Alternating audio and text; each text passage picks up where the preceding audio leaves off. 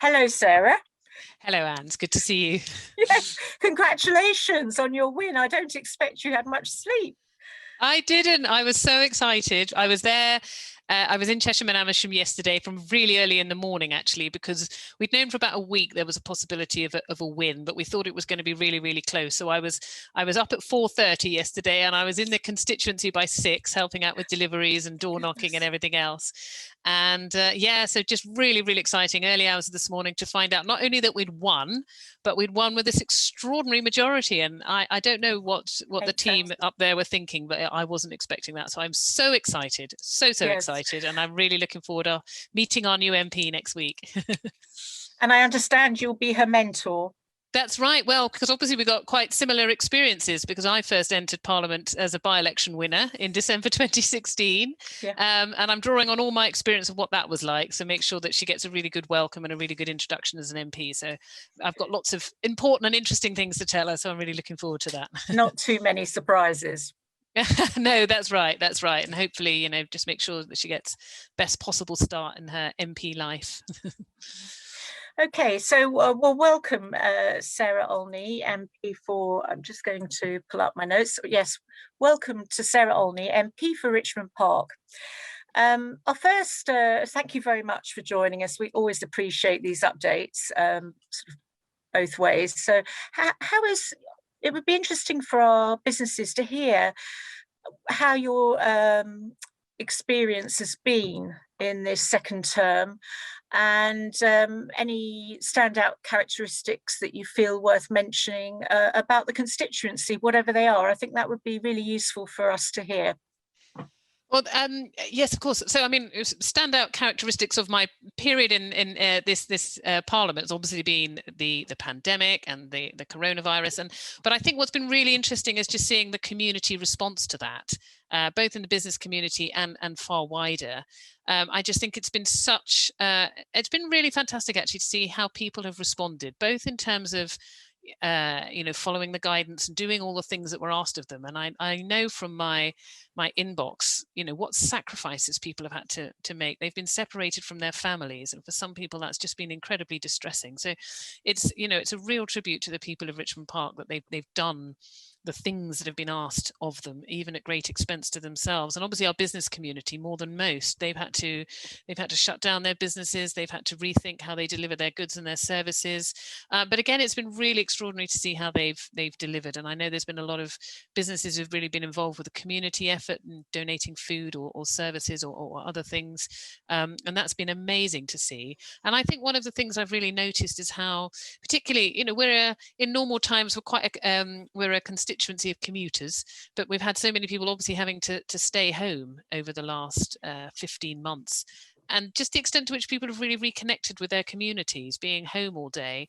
They've helped out with their food banks, they've knocked on neighbours' doors, they've done all sorts of things, and they've really reconnected, I think, in lots of cases with their local businesses. They've been at home in the day, and so they wandered down to their local high street, and that's been lots of people's experience, and going to their local shops, and particularly I think some of our food shops really benefited from that.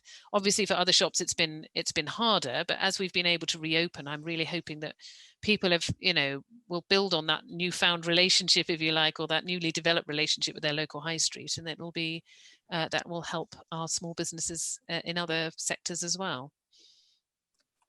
Yeah, so that's extremely useful to hear. Just wondering as well, in your capacity as transport and spokesperson, and also business and industrial strategy spokesperson for the Liberal Democrats, that's a very wide role. What key moments stand out for you in that role, both in respect to Richmond as well as London and the nation? Yeah, I think one of the areas where both of those roles have kind of intersected over the last year or so is the closing of borders and our opportunities for foreign travel, and the massive impact that's had on our travel sector, of which we have a large number of businesses in the local area who are engaged with that. Obviously, proximity to Heathrow is kind of a factor in that, which It's obviously a real feature of the constituency. But our travel businesses and our hospitality businesses as well have really had such a tricky time, and our travel businesses are continuing to have a tricky time. And one of the things I've been pushing the government for is a lot more clarity around their traffic light system, because very, very few countries were classified green, and then there was this kind of weird sort of amber sort of in the middle, and then the red list countries. But it's been so difficult for travel companies to really know what the guidance is and also what it's based on. There's not been very, very clear parameters for what makes a country a red list or an amber list, and that's made it incredibly difficult for businesses to plan, because if they could look ahead and think to themselves, right, well, this country is an amber list now, but we can see that their vaccine rollout is going well, we can see that case rates are going down, so I think there's a good chance it will meet the threshold for a green list company in, say, 4 weeks or so. They would be able to, perhaps take a risk on thinking about planning travel to that country. But because they haven't published that kind of guidelines, it's just been really, really difficult. And again, we're not seeing the kind of support for the travel industry that would have really helped. And I do think it's a bit short-sighted to neglect the travel industry, because we're not just talking about leisure travel, we're talking about business travel as well. Yeah, exactly. It's going to be absolutely essential to getting our economy back up and running that we have those links. We're an island nation. If we're going to have international trade, which is one of the priorities of this current government, we really need to make sure we've got those links. So it's heartening to hear. Yeah. I mean, we need to think with all of these things, there's a balance. We need to think about our climate impact and all of these other things. But as I say, it's a balance, and it's about, more than anything, just being really clear about what our priorities are, what's important, and how we can best meet them within the constraints of needing to get to net zero by 2050. And rail?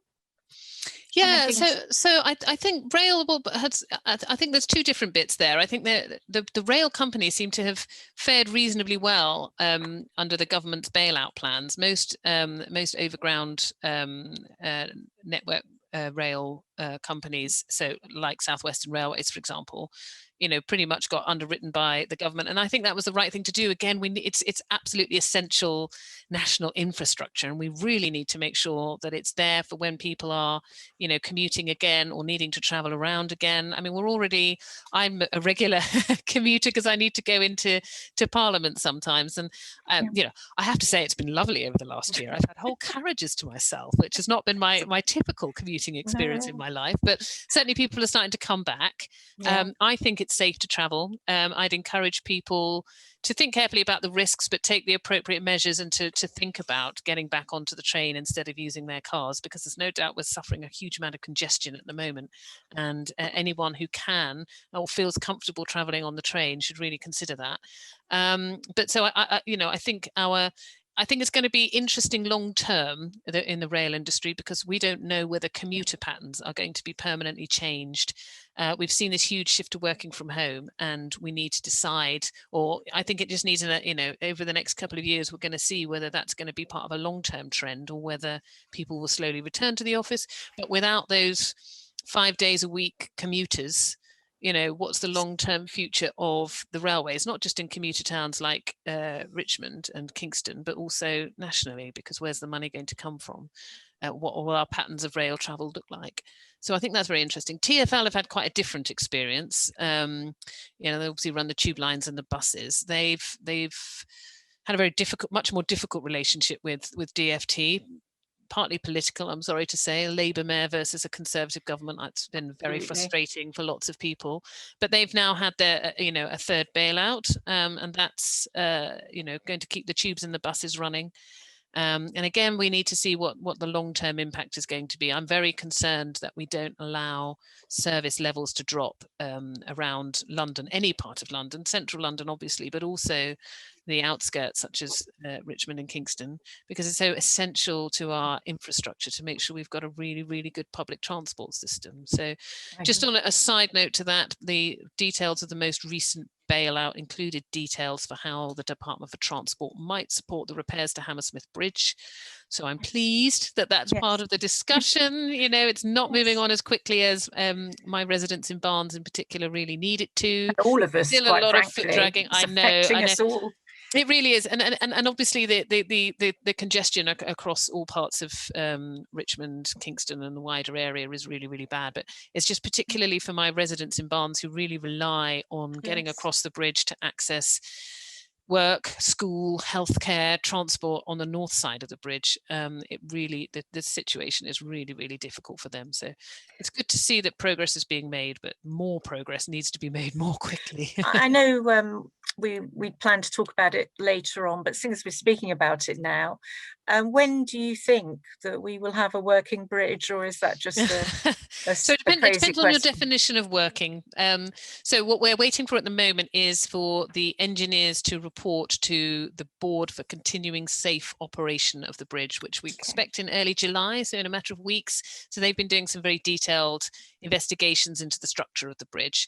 And what might happen is that they might say, right, well, now that we've taken a really close and detailed look, it's possible that actually we can reopen to pedestrians and cyclists. And that would be amazing. As I say, some of those people who are really badly affected in North Barnes will finally have access to schools and workplaces. And underground.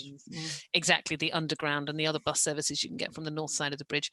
There's a ferry, which we very much hope will be available from September. And again, for all of those groups of people, pedestrians and so on, that there'll be a ferry service. So the advantage of the ferry service is that can obviously keep running if the bridge needs to be closed in future for repairs and so on.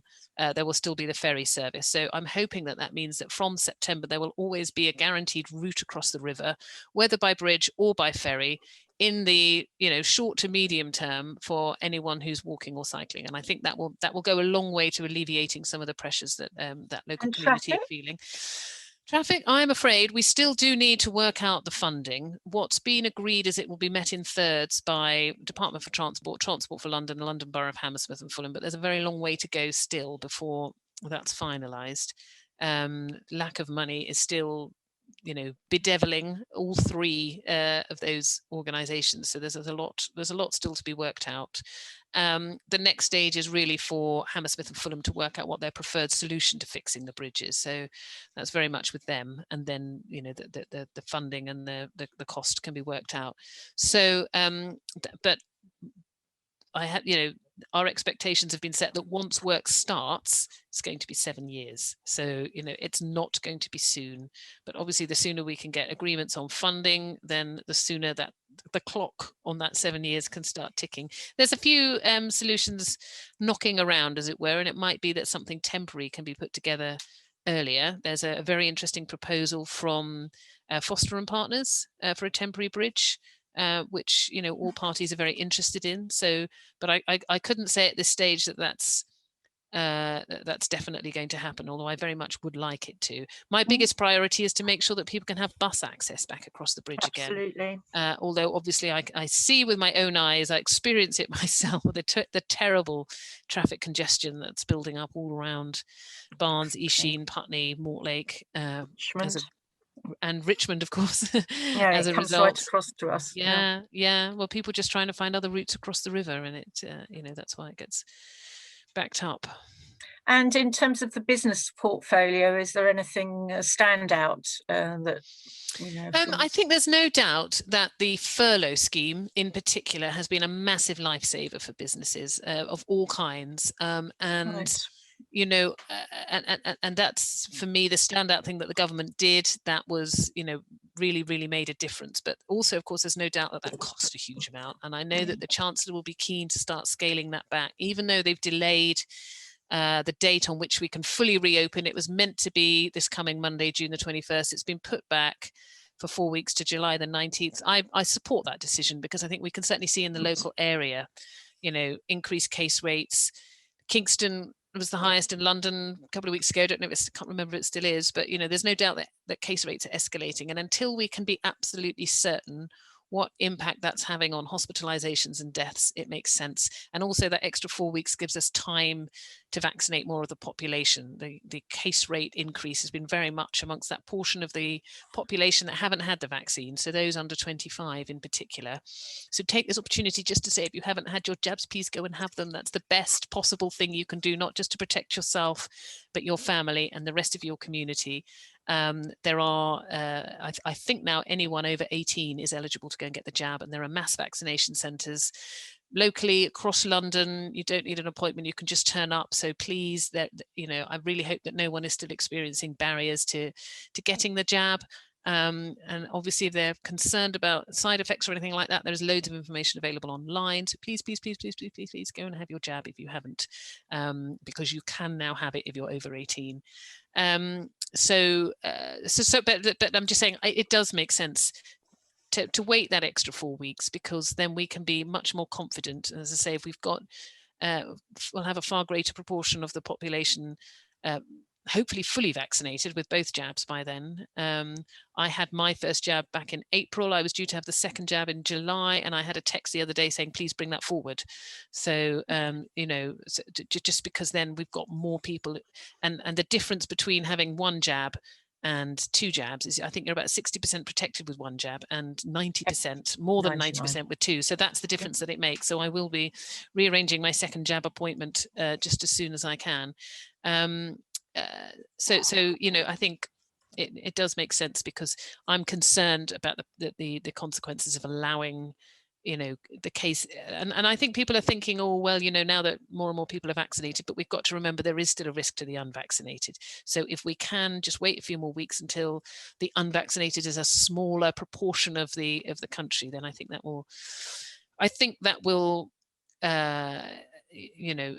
improve the risk of any further lockdowns, which I think everybody wants to avoid. And I think it's going in the right direction and it's looking good, but let's just be sure, because I think that's the best thing for businesses. But I know that for some people that will be really frustrating. For hospitality businesses to still have social distancing is really difficult.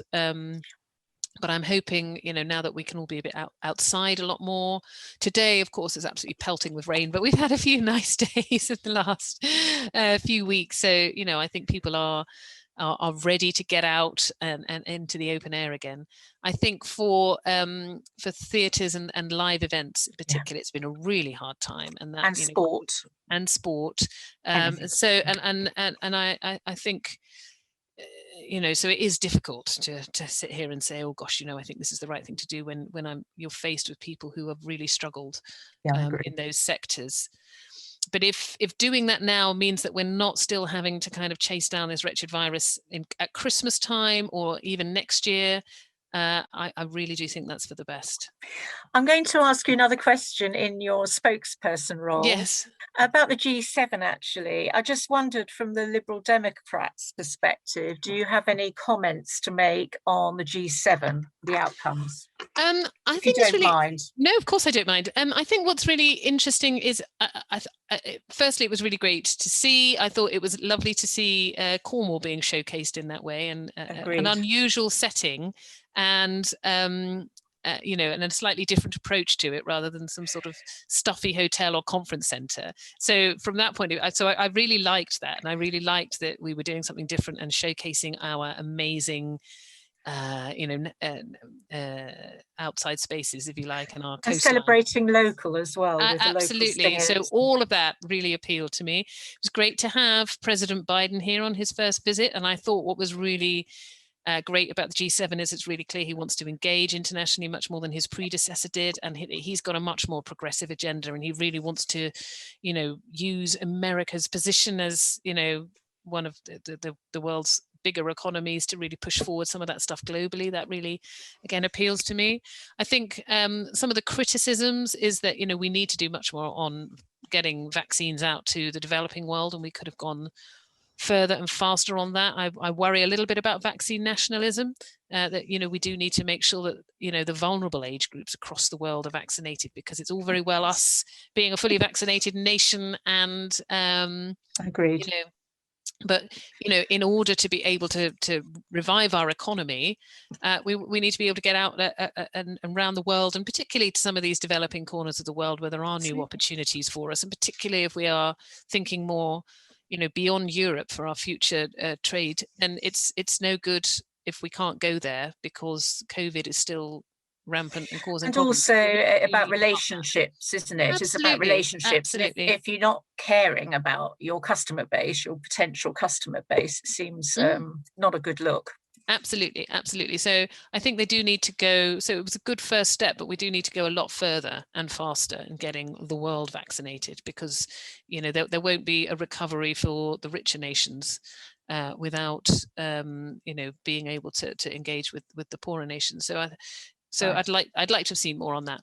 But overall, it was, as I say, I thought it was a positive event. Good to have hosted it. I think some of the issues around, I think what highlighted for me, and I'm sure none of your viewers or listeners will be surprised to hear me as a Remainer say that, you know, it does highlight our comparative weakness now that we've left the EU, and that there are still so many issues surrounding Brexit that have yet to be resolved, particularly around Northern Ireland. Yes. That was definitely an issue that was raised, and Yeah. I think it really highlights the extent to which, and I thought it was interesting because it's not just a domestic problem, it's something that impacts our relationships around the world as well. And I do worry that our reputation is suffering as a result, not just of Brexit, but of some of the decisions that this government has made. The Internal Markets Bill, people will remember, where we were just casually deciding to break an international treaty, and what kind of impact is that sort of behaviour having. So I worry a little bit about Britain's role in the world, but nevertheless, I thought it was overall a positive event.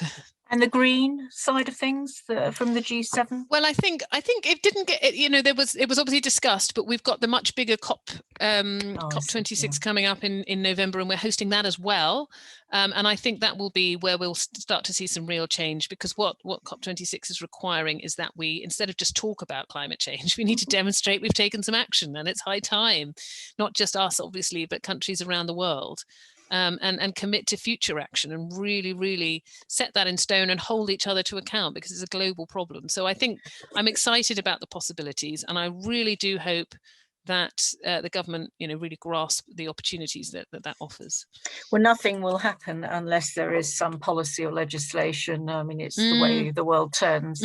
Absolutely, and I think it's really important that we make the right decisions and get this right. And, you know, I think one of the bigger challenges, I mean, transport is one area, and I think most people will be familiar with the need to decarbonize transport. But actually, one of the things that's less talked about is that actually about between 20 and 30% of carbon emissions in this country come from heating our homes. And there's an enormous challenge there, both in terms of insulating our homes to make sure that there's less heat and energy loss. And that's huge. We have so much aging housing stock, and we have a lot in Richmond, you know, some beautiful Victorian and Georgian houses, but, you know, anyone who lives in one who hasn't, you know, taken steps themselves to get the insulation upgraded will tell you it's really cold. So you know, that's a massive challenge, but also the fuel that we're using to heat our homes. We need to replace all our gas boilers in fairly short order, and we need to find an accessible, affordable alternative non-carbon emitting solution, and we are not even close to the start line on that yet. So that's an issue that we'll all be hearing a lot more about over the next few years, but the government really does need to start making some moves on this, both to make things affordable and accessible, particularly for lower income households who will see the biggest benefit. They're most likely to be living in the worst housing already in terms of insulation and heat loss. So they're the ones who'll see the biggest benefit to their heating bills. And we already know that fuel poverty is a huge issue in this country. So we just really need to start grasping that metal and really getting on with it. Thank you very much. I need to ask you at this stage about the e-scooters pilot and your perspective on that. What has the reaction been from the population about it? I think there's a bit of skepticism. People are concerned about safety, particularly when e-scooters are on pavements. But I really welcome the fact that we're having a trial in Richmond, because I think they're certainly quite popular, particularly amongst younger people. I think they could actually offer lots of benefits to those in older age groups who have mobility difficulties if they got used to using them. So I'm really pleased actually that we're having the trial, because it will help to iron out some of these issues. And, you know, are we having sort of conflicts between pedestrians and e-scooter users? Is it safe for an e-scooter to be on the road? And then we can really sort of thrash through some of these issues. So I think it's really good, and I would encourage. I don't know. I'm assuming that the council are doing some kind of feedback for e-scooters, and that you can find that on their website. But if not, if people want to write to me with their thoughts and their experiences, I'd be very, very happy to pass that on. Yeah, I had a long conversation with Councillor Airman about them, and he was extremely comprehensive about the whole aspects and but the need to do it in their view. I mean, they've been around a long time. Somebody was saying they saw an older lady on one in New York in the 1990s. So they've been around a long time. A local East Sheen resident, well over a year ago now, about a friend she knew locally who had one, and said it was amazing. And that's why I'm saying, actually, we do need to explore the opportunities for people with mobility issues. Mostly I've seen just young people like scooting around looking very cool, but I do think that it's what I'm really interested in is anything at all that could provide an alternative to people getting in their cars and driving, because just the levels of congestion around at the moment are just getting to the point where it's almost intolerable for some people. So the more people can explore alternative forms of transport and find something that works for them, that feels safe to them, that they can use instead of getting in their cars, then the better. And if e-scooters is that thing for some people, then that's really good. I think the safety thing is certainly something that I'm discussing with the business community, because obviously they need to instruct their drivers, vans and so forth, to be safe and considerate. It is an extra layer of concern. Yeah, I think one of the issues we've seen over the last year is that, when I talk about additional congestion, some of that's coming from delivery vans and deliveries to homes, people shopping online or whatever. That is a really big issue, and that's another reason why I think people should shop locally in their local shops instead of ordering off Amazon, because then that's one less van journey, and that's one less journey in our constituency that's adding to the congestion. So I think that's something for people to think about. Shopping local. Yeah. Yes, which is good. You can walk, which is good for your mental health and good for your your physical health, and also it's another car that's not on the road, and it's keeping your local community going, and all of the nice things we like about having a parade of shops. And yes, it's keeping a local business going. So definitely shop local, and they'll have all sorts of benefits. Can we now discuss youth unemployment? I've got a couple of figures which are, well, I'm sure known to you. Over 500,000 young people at the last count between 16 and 24 unemployed during the period February to April. And as you know, London's unemployment is extremely high compared to the rest of the country. Average, and youth unemployment at around 20%, poised to rise, obviously, with another wave of young people coming on to the unemployment register. So I just wondered what measures you consider the government should be taking beyond what they're currently doing, or any comments really. I mean, you're absolutely right, Anne, that it's already a big problem, but I predict that this is going to be one of the long-term impacts of the pandemic, because I think, I've been speaking to some of our local colleges, and big issues they've had is where they've had practical courses, hands-on courses. Of course, you can't deliver that digitally. And so people's experiences have been really, really impacted, and their ability then to achieve their qualifications has been impacted. And I do believe also, particularly since sort of 16 to 18-year-olds have had that kind of truncated experience of leaving school, many of them will fall through the net, not be inspired to sign up for courses. I'm not hearing yet that we're seeing people coming off roll, or that they're seeing reduced entrance, but it is a concern of mine that people will. It's a good point. Will have fallen through the net, as it were.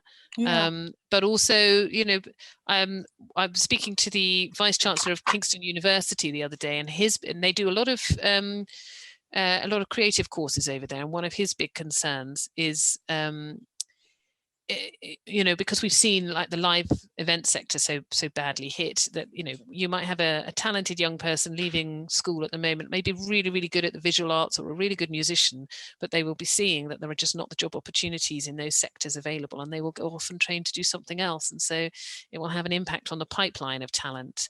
And we're, you know, and our creative industries, it's not just performers or visual artists, it's technicians, and it's using some of those creative skills in all sorts of other ways. So obviously you could be a really good visual artist, as I said, but, you know, not necessarily becoming a painter, but you could go and work as a graphic artist or in marketing or PR, or so many opportunities to be somebody who's working with, you know, creative visuals in so many different sectors.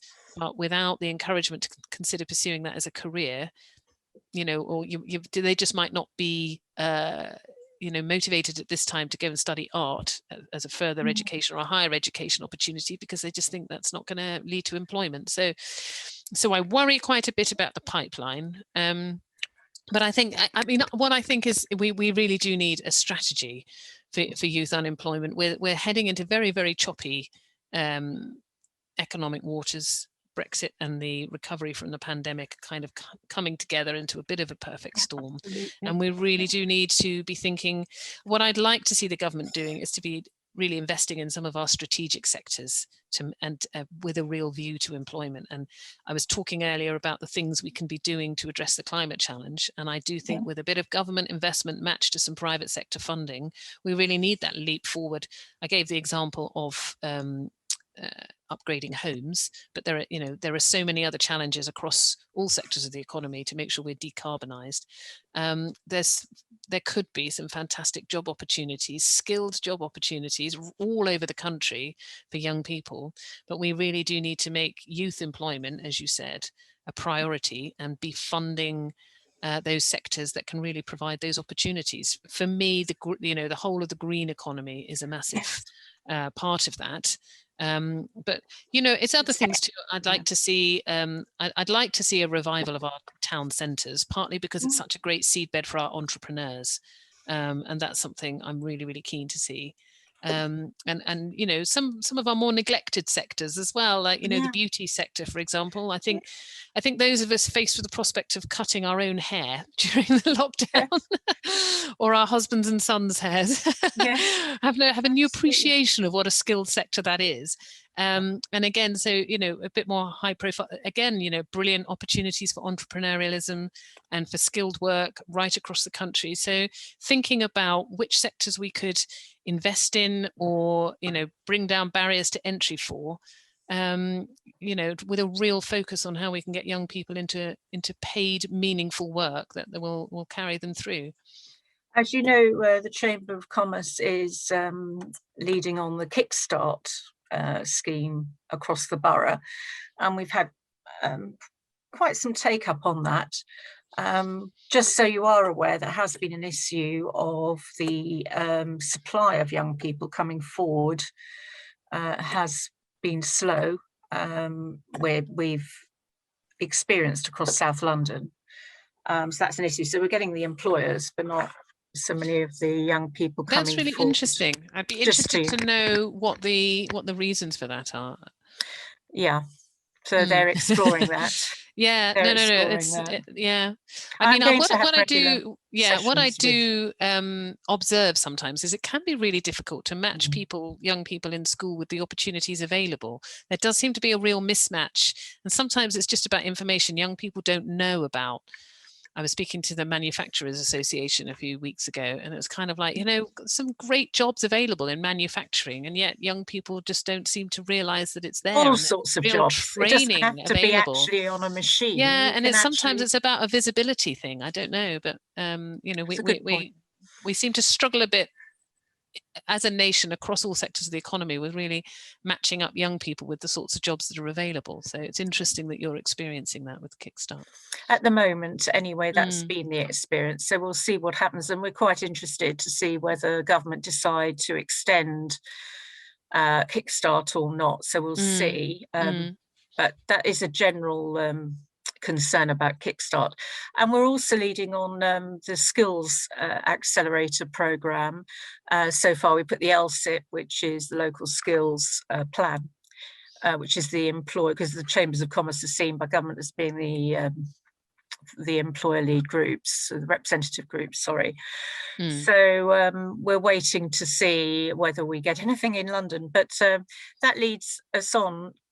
So that's for South London. So we've led on the LSIP, the Skills Accelerator for South London, and that's working with the South London colleges, you know well, I'm sure. Yes, I do. Yeah. As well as our local colleges. And so we'll see what gives, but we're very excited about seeing what we can achieve. And we've done it in conjunction with the London Chamber of Commerce and Industries. I'm on the London leadership team for that, as you know. So it's all gone well. So we have ambitious it's plans. really good. It's really good to hear that you and the Richmond Chamber are, really at the forefront of some of these things. Thank and really you. Pursuing the opportunities that these programs present for our local businesses as well as our local young people. So it's really good to hear.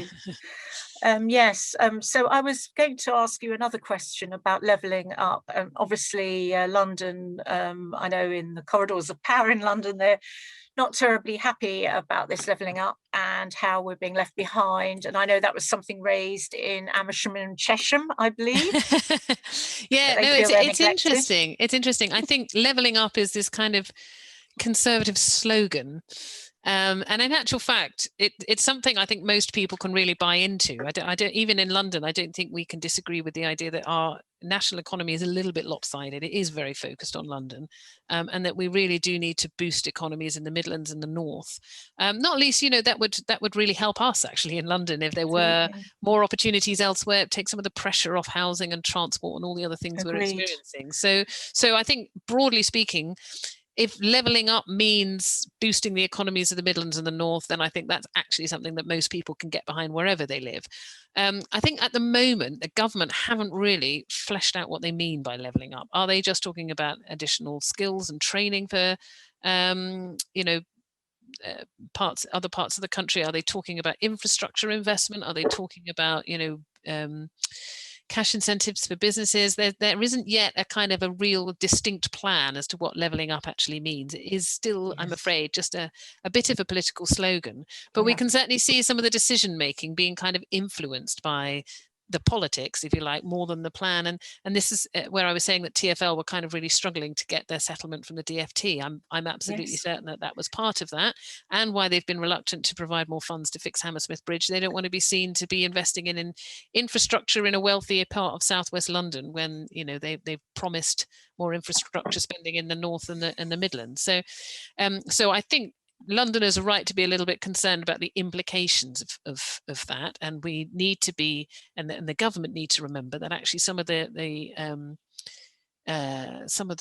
worst poverty in this country is in London. London is a city of such contrasts, and we really do need to be working on the inequalities that are in London as well as between London and the rest of the country.